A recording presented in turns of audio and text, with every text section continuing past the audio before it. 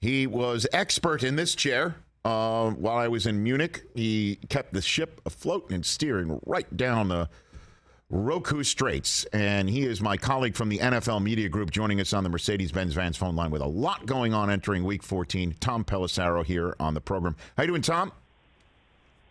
It is interesting, Rich, because prior to me filling in for you for 3 days, I really did think that your 2-minute monologue before bringing me on as a guest was just an attempt to run a 4-minute drill and keep me off the air. Now I know there's various moving parts between TV and radio that you have to fulfill, and you do a fantastic job of it. Right back at you, Tom. I greatly appreciate it, certainly since the 4-minute drill leads to victory.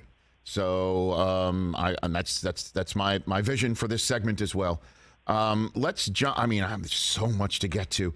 How come the Niners didn't put in a claim for Mayfield? I know it's a moot point anyway, but how are they viewing their quarterback scenario for a team that has the Super Bowl in its sights, Tom?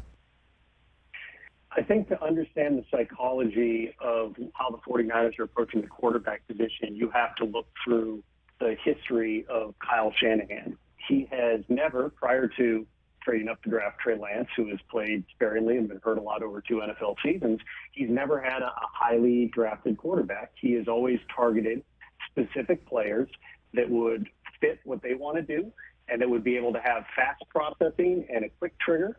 Guys like Matt Schaub and Kirk Cousins and Jimmy Garoppolo. And, C.J. Beathard was another guy they drafted. Brock Purdy drafted for the same reason. And talking to coaches and scouts when Purdy was coming out, everybody said, the guy broke like 38 school records or something at Iowa State. He won a ton of games. He's just a 6-foot-tall quarterback with not the greatest arm, not great measurables, but your classic number 2 backup type quarterback who's really smart and efficient when he gets on the field. He's going to be able to function in your offense. The entire premise of Shanahan's offense is it's going to get people open. You just need the quarterback to be automatic and deliver the ball to the right spot. And it helps, of course, when you're delivering the ball to the right spot to George Kittle and Brandon Ayuk and Deebo Samuel and Christian McCaffrey, who can go and make plays. So Brock Purdy has had a tremendous amount of time on task in terms of being in every meeting and getting his preseason reps. There's a reason they did not even want to expose him to waivers. They feel like they're going to be able to function and be able to play, as opposed to, adding a Baker Mayfield, which they were not going to be able to do that anyway because the Rams ended up taking him off waivers, 4th on the priority list, and the 49ers were 24th. But you're talking about bringing a player in who has a foundation in a similar type of an offense with Kevin Stefanski in Cleveland, but it's not exactly the same thing. And so trying to ramp him up, the pressure that would create, the fact that Baker over the past 2 seasons has not played like the guy we saw win a playoff game with Cleveland in 2020. It all tracks with Shanahan's philosophy toward the position. And so he's putting his faith here in Brock Purdy. Obviously, if something happens to Brock Purdy, then you're going to Josh Johnson. You're in a completely different realm of this thing.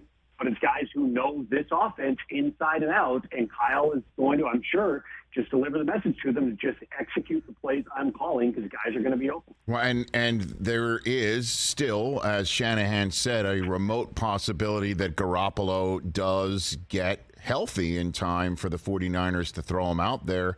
What is the knowledge about his foot, the injury, timeline? Would they have to make the Super Bowl? Obviously, if they do that, they'd be replacing a quarterback that got them there. That would be quite a scenario leading up to Super Bowl week in Arizona if the 49ers make it. I lay that all out for your answer, sir. I would say, and this is a bit of a projection, Rich, but I would say the best case scenario at this point for Jimmy Garoppolo is dressing as the backup quarterback at some point as you get to the NFC Championship game or more likely the Super Bowl. And I know there was some confusion created about the 7 to 8 week timeline that was reported. The way that somebody very familiar with this injury in NFL players explained it to me was the first 6 weeks after this injury, which is not a Liz Frank, it does not require surgery. The bone's going to heal on its own. But for 6 weeks, you can do nothing. You have to do nothing. It's going to be in a boot or a cast, and you're basically just going to have to rest and let the bone heal. Well, 6 weeks, you're already into the divisional round of the playoffs. Then there would obviously be a ramp-up period of just being able to move around again and throw the football again, get your cardio up and all those types of things. And so what Shanahan said yesterday is probably most accurate, which is, there's a slim possibility he could be back. But let's be honest, if you have gotten to the NFC Championship game with Brock Purdy, you're probably not benching Brock Purdy for a Jimmy Garoppolo who hasn't played in 2 months at that stage in the season. Again, is there a scenario where he could dress? Maybe at some point down the line. And listen, everybody's body heals differently, bones heal differently, but there is that initial 6 weeks or so that you don't want to push it because you run the risk of re-breaking the foot. That's not something Jimmy Garoppolo is going to want to do as he comes up on free agency. So it really is the Brock Purdy show for the foreseeable future. And maybe at the very end, if you've made a run with a rookie 7th-round quarterback, Mr. Irrelevant, maybe Jimmy at least can dress and help in a pinch if something happens to your starter. And then Tom Pelissero, as we've discussed, it was a moot point. Had the Niners put in a claim for Mayfield, they wouldn't have gotten him because the Rams got him before on the waiver wire order. All fantasy football general managers knows how that works in terms of record and where you get to choose. So is the Mayfield selection something to give a little look-see as insurance for Matthew Stafford's long-term health future decision to play football? I mean, so how do the Rams and Les Snead and McVay view Mayfield as he potentially might take the field even tonight? It's a lot of different things. And wherever you had Baker Mayfield graded, there were some teams that did not have him graded as a first-round pick, much less the number one overall pick. But it's still a player who, was draftable. He won games. Like I said, he won a playoff game with Cleveland back in 2020, something that the franchise hadn't done in decades. So this is a buy low option. It's about $1.35 million, I believe, for the rest of this season to put him on the team and work with him and see what you might be able to get out of him. Everything off the field in Carolina, I talked to many people about this, was positive. He was a great teammate and supportive and did everything right, worked really hard. He just wasn't very good on the field. Yeah. So if anybody's going to be able to break a guy down and kind of get him back to his fundamentals and give him a little bit of juice and positivity, it's Sean McVay. But perhaps the primary reason, or at least one of the driving factors in claiming Baker Mayfield is they might need him to play, not 2 weeks from now, tonight, because they're in a situation where John Wolford has been dealing with this neck injury for quite some time. It's popped up a couple of times recently here. From what I was told, he moved around pretty good in practice yesterday, so there was some optimism that, if he's feeling good, gets through an early warm-up, looks good, that he's going to be the starter tonight. But Baker Mayfield, from what I am told, is going to dress for this game. And if Wolford, for some reason, the neck tightens up, he can't go or he has to drop out, Baker's going to play. So they have Bryce Perkins on the team, too, who made one start earlier in the season. But, a little bit different style of game plan than you're playing with Perkins. And I bet that he plays some, too. There could well be packages in for him in this game tonight. But if you had to not go to Wolford or pull him out of the game, Mayfield is going to be the guy who's going to go in, which seems crazy on paper because he was claimed not even 48 hours ago, 4 p.m. Eastern time, just to lay out the timeline here. On Tuesday, Baker finds out that he's been awarded to the Rams. Well, at that point, he already knew or had a high level of belief he was going there because there were only 3 teams that could claim him above the Rams. He already had his flight to L.A., so he flies in, gets there Tuesday night, immediately starts cramming. I was told he got a full install yesterday, so he's up to speed on what's in the game plan. It's a Thursday night game, so the game plan usually is a little bit smaller for those games. He hasn't had a practice, walk through yesterday. He's never thrown to these guys. He's never been in the huddle with them. It's something. There's very few occasions in NFL history where we've seen a guy start a couple days after being signed or claimed or traded for at the quarterback position. I can't say that this is the best case scenario for Baker Mayfield, not only to play with a new team 2 days after being claimed, but do it on national TV potentially. But that's the spot that the Rams are in right now. They don't have a ton of options, and so Baker's going to be in uniform. We'll see if he gets on the field. Tom Pelissero here on the Rich Eisen Show. I just have a feeling, though, that we're going to have an off-season conversation about Stafford. Does he want to do it anymore? I mean, spinal cord contusion sounds. I mean, that sounds a bit, more concerning than just back-to-back concussions, which is as concerning as it gets. Tom, Well, absolutely, and it's I believe Matthew's about 33 years old at this point. He's got a bunch of kids. Yeah, I know. You know, he's married. Yeah. He's made a lot of money in his career. I mean, there's something to be said for it. Does he and his family want him to continue to go? Not just because of this particular injury, but, I mean, think of all the things Stafford played through during his time in Detroit and all the times he's out there with, you know, broken ribs or an injured hand or whatever it might be. And then last year playing through the elbow. Managed to make a run, played great in the playoffs, but then this year still dealing with the elbow in camp. And, you know, then, yeah, multiple times landing in the concussion protocol plus the spinal cord contusion. It's frightening stuff. You know, the Rams' plan, if you look at how they're kind of set up here and extending Stafford, extending Aaron Donald, extending Cooper Kupp, they kind of gave themselves before this year about a 3-year window to try to win one more.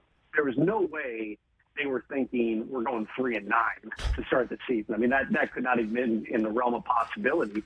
But this wasn't just hey, let's take one more shot and then blow it up. No, they've got guaranteed money to a bunch of their veterans, their core players, and that's the group that Sean McVay wants to try to win with. So you're right, Rich. They're going to have to, you know, the Stafford family is going to have some decisions to make. But if he decides he wants to play, he's got a guaranteed contract. I would certainly anticipate that that's what the Rams would want to move forward with here. Frankly, they don't have their own pick, which right now would be a top 5 pick. The Lions are going to be using that one instead. So, yeah, I mean, their hands are tied a little bit here when you don't have a lot of picks and you've got an expensive roster with a lot of star players. But, you know, that's in some ways also a good problem to have. I'm sure that the Rams feel internally like they've got a group that if Stafford comes back, is able to play and is healthy, there's no reason they can't bounce back with a lot better luck health-wise and make a run in 2023. Tom Pelissero, my colleague from the NFL Network, NFL Insider here on the Rich Eisen Show. I got to tell you, man, I thought we would have a general sense of Odell Beckham Jr.'s readiness and he would or thoughts on where he's going by now. And the Giants and the Bills, I had Sean McDermott on. He's like, yeah, great visit, and then really wouldn't talk much about it other than to allow that, you know, sure, it's concerning when you're signing somebody when you haven't seen him work out with a knee injury to his extent. But he didn't go as far as Jerry Jones is, which is to talk fully about it on the radio, on his radio station. Ed Werder with a tweet that clearly sounds like it comes from a Cowboys source concerning about how he's not ready. Micah Parsons talking about how Odell told him he wouldn't be ready until 5 weeks from now. So what is happening with Odell, best you can tell? Well, I think that some people maybe took the reports that were out there as a sign that there's something wrong with Odell Beckham Jr.'s knee, which I've not heard that at all. This is just the reality that it's a guy who hasn't played a down of football or practiced in a normal practice setting since he got hurt in the Super Bowl, which at this point is, you know, roughly, almost 10 months ago. So inevitably there's going to be a ramp-up period. We're already going into week 14 here. If you sign Odell Beckham Jr. tomorrow, he's not playing on Sunday. He's not playing for the next couple of weeks. You know, you have to, there's different protocols here with ramping somebody up coming off of a significant ACL, plus getting your cardio back and your wind back. You know, it's not, I know all the comparisons to last year where, okay, the Browns cut him and he cleared and then he ends up signing with the Rams. But the difference was he at least had been in a football setting. He hadn't played much or had much productivity in Cleveland, but he at least had been practicing since camp. You know, he was running and cutting. You could see it on a daily basis.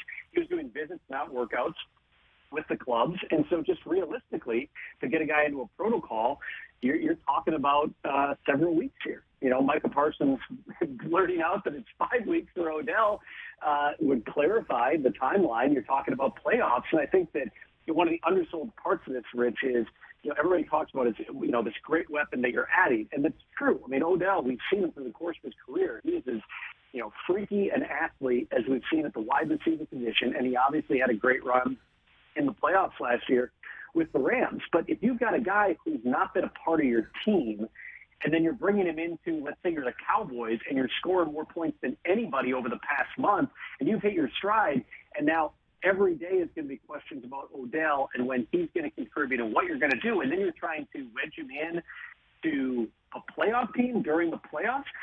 That's a tough proposition, and that's without even talking about the unique contract situation here, because remember, players don't get paid in the playoffs. So if you sign Odell sometime in the next few weeks here, really what you're doing is saying, okay, Odell, we would sign you in March, but we're going to give you your signing bonus now just to get you in the door and start working out. Maybe you help us in the playoffs, maybe you don't. We're really signing you for 2023. There's not a lot of contracts that are done like that. Certainly not, 8-figure multi-year deals, which is what Odell Beckham Jr. is going to be looking for. So there's still moving parts. He's on, I saw on the shop cast for Thursday Night Football tonight. So maybe LeBron can have better luck than anybody else getting answers out of him here. But I don't anticipate this is something that he feels a sense of urgency to rush in if he doesn't have the contract he wants with the team he wants and the opportunity that he wants, both in the rest of this year and into 2023. Well, that is fascinating that we will hear from Odell tonight. He was, already dipping his toe in the basketball world, sitting courtside for the Celtics' destruction of the Suns last night in Phoenix. And so give me the name of a team that we're not talking about with him. There's always somebody lurking, and if he's not working out on the field, then you could conceivably, meet him somewhere. And if you want to stay underneath the radar screen or have a doctor, fly out to him or what have you to take a look at his knee, if that's what it is necessary, or have the documents scanned and sent to you, so you could stay under the radar and still do your due diligence here. Give me the name of a team we're not talking about with him.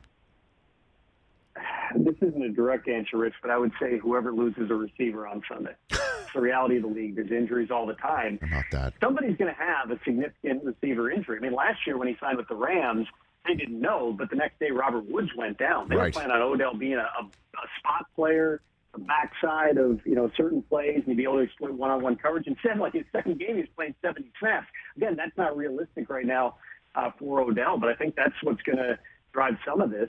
Obviously the Giants have not had help at the receiver position the entire season, but they're also not a lock to even be in the playoffs. So why are they going to, cut a huge check to Odell right now unless they're just thinking this is something for 2023? I still believe that Dallas and Jerry Jones, in his heart of hearts, wants to make this happen. Usually Jerry gets what Jerry wants. But we'll see if Odell thinks that this is not, they're not going to put him on the field when he wants to, or they're not willing to make him the type of offer that he wants. Odell may well wait. And to your point, there could be a team that comes out of the woodwork here that, suffers an injury. I remember I predicted back in the summer when I was asked this question on Good Morning Football, and my dark horse for him was the Miami Dolphins. I'm not reporting that, Rich. Please don't put that in the headline on Twitter. I'm just saying, if all of a sudden you lose a speed threat receiver on a team built on speed in Miami, something like that could be the thing that comes, out of left field here, and all of a sudden that's where, Odell's headed next. Lots of moving parts, no question about that. Before I let you go, what ear to the ground, what are you hearing about the first overall pick in the draft? Who are people talking about right now when it's all said and done? Because it's going to be Houston. I'd be stunned if Houston isn't going to be choosing first. What do you think? What are you hearing about on that? I mean, it's a good question. Obviously, it's going to be a quarterback-centric top of the draft. I think that just in my initial conversations with some people around the league, there are more questions about some of those top quarterbacks. So there were a handful of them going into the season. I think there's more holes being poked in some of those guys than there were prior to the process. I think that Bryce Young is an obvious one who a lot of people are going to be focusing on as a potential number one pick. He may not have the stature. You're talking about another 6-foot-tall quarterback who, probably weighs 200 pounds soaking wet, and that's going to raise some questions and concerns for people, but it didn't stop people from drafting Baker or Kyler Murray at a similar height in the past. So I think it's going to be very quarterback-centric, and you look at the teams that are drafting up at the top there, it'll be, Detroit with the Rams pick. It's obviously going to be the Texans drafting very high. It is going to be, Seattle that owns Denver's pick. Are they willing to, move forward with Geno Smith? He played great. If not, you're going to have a rare opportunity to draft one really high. There's going to be a bunch of needs. I don't think it's going to be anything close to what we saw this year when Kenny Pickett slid all the way down into wherever he was around the 20th pick in the draft. Everybody else slid out of the first. It'll be a multiple quarterback in the first-round draft, and that's going to be all the focus going to number one. And is there any way for Nathaniel Hackett to save his gig right now? Has it reached that point in Denver, do you think? I would say the Broncos have a substantial amount of challenges and a complicated situation that they've got to work through. This is an unfathomable type of situation that they've gone through. I don't think, again, like I said with the Rams, the same thing with the Broncos. There's no way in the absolute worst case scenario that you thought bringing in Russell Wilson and you're sitting there with 4 wins or whatever they have going into week 14. They have had a ton of injuries. If you look at it, they're down their top 5 running backs. 3 of their top 4 receivers have been out. Now Cortland Sutton's hurt. Their tight end this time. Down their top 3 offensive tackles. They've been banged up on defense. And the quarterback hasn't played well. You're committed to the quarterback at a very high dollar number. It's a 3-year full guarantee. Your out is after year 2, so after 2023. Your coach is not making nearly that much money. So consider that the frame of reference for how the Broncos have to try to find a path forward here. The bottom line is they have to get Russell Wilson playing better because they're committed to him, and that just hasn't happened regardless of all the efforts Nathaniel Hackett's made to change things up and change the play caller and just try to find some way to get things going. Tom, you're the man. Thanks again. Look for more of my phone calls. You're the best. Thank you. Appreciate it, Rich. You got it. That's Tom Pelissero, NFL Network, at Tom Pelissero. I follow him. You should as well. Catch the Rich Eisen Show every single day on the Roku channel, 12 to 3 Eastern, for free.